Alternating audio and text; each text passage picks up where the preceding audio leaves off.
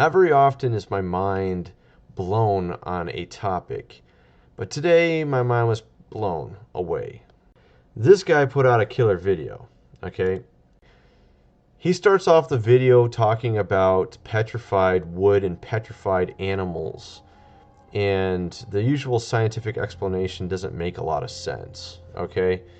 He's talking about petrified wood, and you know, usually what they tell you is that it was some sort of, you know, lava that flowed over it and petrified it somehow, and got it to a point to where there's no oxygen or bacteria to, you know, eat and the rotting flesh of the animal or deteriorate whatever vegetation was there. And you end up with something like this. You get like precious gems within petrified wood. So obviously, you know, the uniformitarianism, the evolutionists will tell you, well, it was over long periods of time that this happened, right? So obviously lava doesn't do that, because if you put lava over trees, it's just going to burn up. It ain't rocket science, right? So something catastrophic, some sort of catastrophe has to occur to basically bury trees or animals so quickly and so tightly that no oxygen can get to it, no bacteria can get to it. And of course, you know, the first thing that comes to some people's minds is the flood, right? So here's his, you know, image of how if you actually put a tree under lava, it's going to burn. It ain't rocket science, right? But this is what scientists tell us. They tell us dumb things like this. Okay? Now here's the thing that's going to blow your mind. You see these trees, right? These look like they're trees. But notice, and we're going to build up to this. Notice that these are cut. Okay, this is petrified wood that's cut. So obviously someone cut it with some sort of tool a long time ago. Also, you know, compared to the sequoias, these are not very big. These aren't the trees. These are the limbs of a tree. These are limbs of a tree. Okay. Now, he's trying to give a hint here of what's going on. And of course, you actually absolutely have no clue what he's talking about when he does that. But you might when you look at this. Okay, first, you see this stump here? Now, most people would say, well, that was a tree stump that was cut off. A tree was cut down, right? Well, what if I told you it was actually a lava flow that came up over 40 million years ago and created that? You'd think I was crazy, right? Well, what about this here? What is this? This is Devil's Tower. Okay, they tell you that lava created this, that it came up and created this. Now, here's why it's completely and utterly ridiculous. You see that? Those people are climbing on these, right? What is that? Why is there rocks that are completely uniform with each other in a hexagonal shape, not actually connected together? They're in a hexagonal shape, all tightly fit together. That looks really odd, right? Does that look like lava would create something like that? Do you? Now, there's a reason why I'm asking you that question. You see how he's showing this straight edge? This is pretty straight. And he's showing here how this could be made. He's just making up sort of a funny joke on how it was made. You know, obviously lava's not going to flow up and make hexagonal shaped stem features of rocks that are not even connected together, and if one falls, it falls separate from the other ones. It just doesn't make any sense. It's completely illogical. But this is what they tell you is how it was formed. 100% grade A bullshit, basically. Okay, now this guy gives you another idea of how these were formed. He says in nature, the hexagonal shape is the most efficient shape. And actually many things fall into this hexagonal nature. And what he did is he looked in some botany books for the structure you see there on Devil's Tower, and he found something with stem plants. This is a stem cross section, stem fiber, okay? And he shows it here. You can see how it's got hexagonal shapes in here, doesn't it? Let's see if I can find one over here. Maybe this one here. Let's see how big it is. That's pretty big. You get kind of a hexagonal shape with that. This is, of course, one particular type of plant. We don't know exactly what potential plant, okay, this Devil's Tower was. So what we're really looking at here is a tree stump. Yeah. And this isn't the only one in nature. And actually, there's many reasons why this can't be a lava formation. For one, this follows the pattern of a tree stump, where you have the root or going sort of outwards towards the ground. You see how that is? Look at the bottom. It widens out just like a tree stump does. And of course, no lava formation made this. It's just complete idiocy. These rocks are all separated from each other, but together in hexagonal perfect formation. And if one of these things falls apart, it falls separated from the other ones. It's not even attached. Obviously, if you look at lava, this is actually a movie that had this featured in a movie in, I think, the 1978, I think it's 78, Close Encounters of the Third Kind. So what I'm trying to get at is this thing would be a massive plant, some sort of fiber type of plant. Okay, so we're going to get into the numerous reasons why it can be a lava formation or any type of rock formation, because I mean, I'll show you pictures to prove it, but basically there's formations like this where there's no bottom even. And obviously lava doesn't flow from the sky downward, so it's not rocket science, but there's actually a lot of other things too. But I wanted to show you this first. It's about how approximately tall it would be. This stem-based plant life, something like a tree or some stem fiber, whatever it is. We don't know what this plant was. Obviously extremely huge. It ends up being like, you know, a few miles tall, basically. That's how tall. And already this is plateaued at almost a mile high. So this thing is huge. Okay. Now, of course, no one ever would think of this because you're like, well, obviously no plant can get that big, right? This is what a lot of people think. There's actually tons of these formations all around the Earth, okay? And the reason why they think it's impossible is because of our atmospheric pressure. Again, there's a lot of proof or a lot of substantial evidence that we had a higher atmospheric pressure before in the ancient times. And this would explain like why they had longer lifespans. You read it in the Bible and actually many books, a lot of ancient books about people living for hundreds or even thousands of years. That would actually make sense if we had 2 or 3 atmospheres of pressure.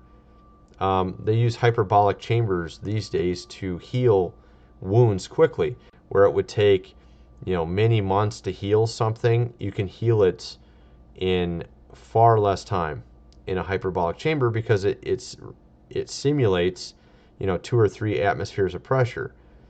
Okay, and this would also explain why dinosaurs could live back in the ancient times and be the height that they were, because according to many scientists, a lot of dinosaurs couldn't even live today at the size that they were. Like the Brontosaurus, its height, there would be no way for it to pump blood throughout its whole body. If it was a higher atmospheric pressure, it would push the air down into its lungs, and it would cause things to be a little bit easier for the dinosaur to live. So a lot of these gigantic animals in the past could easily get a lot larger because of a higher atmospheric pressure. They couldn't live today, which is actually proof that the atmospheric pressure was higher. And if the atmospheric pressure was higher like that, you could have very large plants. Of course, if you know anything about this Smithsonian conspiracy about them hiding gigantic skeletons of humans, it wasn't just dinosaurs that were big in the ancient past. There's also humans that were gigantic, which, of course, I showed many newspaper clippings. Maybe I'll show some images in this video here of the Smithsonian coming and taking, 10, 11-foot skeleton specimens, and even larger than that, and they just mysteriously disappear after the Smithsonian gets their hands on it. Usually it was a lot of these newspaper clippings were from the 1800s and such, lots of them, throughout all the different states of America. Now, so things could have been a lot bigger in the past, and this could have actually been a plant that was so huge that it went miles into the air. It's just shocking to imagine, but that's what we're talking about here. Okay, he's going to show it here. I press play. Eventually he shows it. And then I'm going to show you some other examples. I think he actually has this too big based on what he was showing there, because the stump doesn't match what he's showing really, but you get the idea. I mean, it's shocking to imagine, but there are a lot of ancient stories about trees that were so huge there were cities on them and such.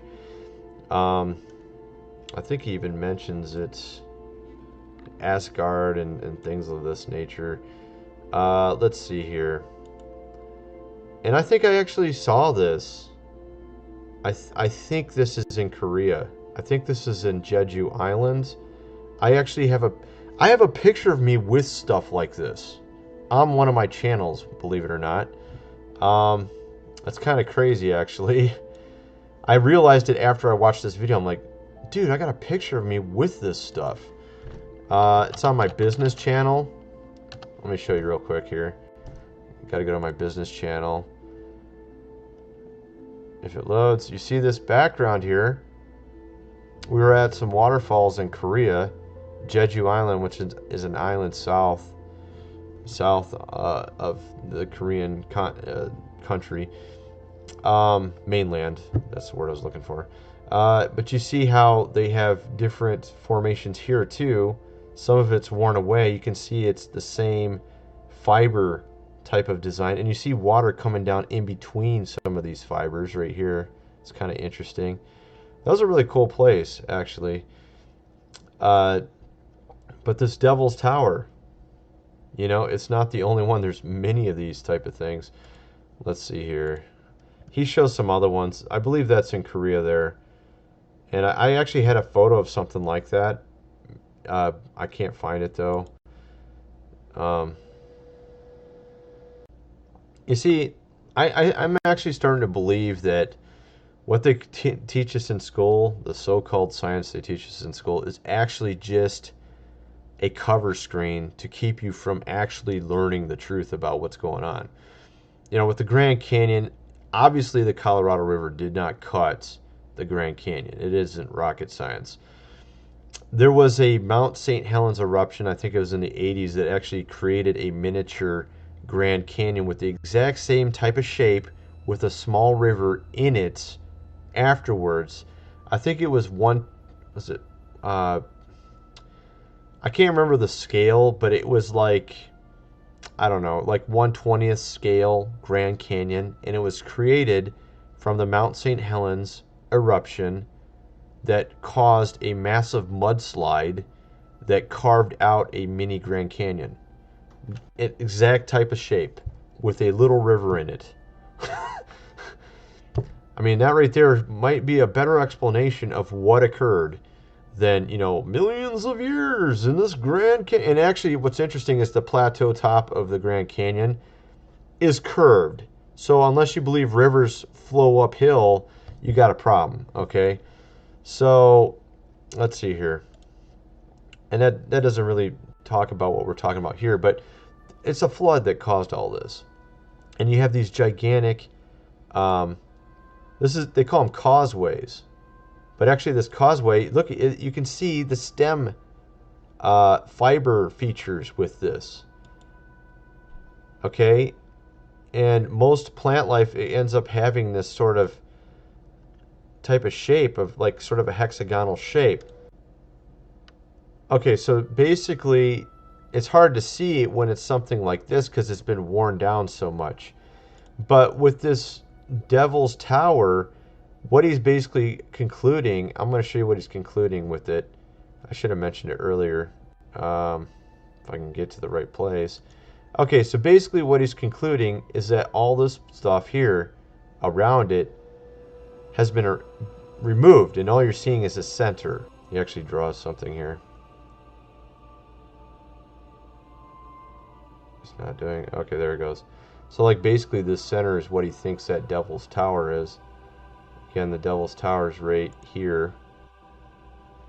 So he thinks it's actually the center of it, and then all the rubble down below, there's actually a lot of rubble, he thinks was actually the outer parts. And actually he showed also that there's a thin skin on this.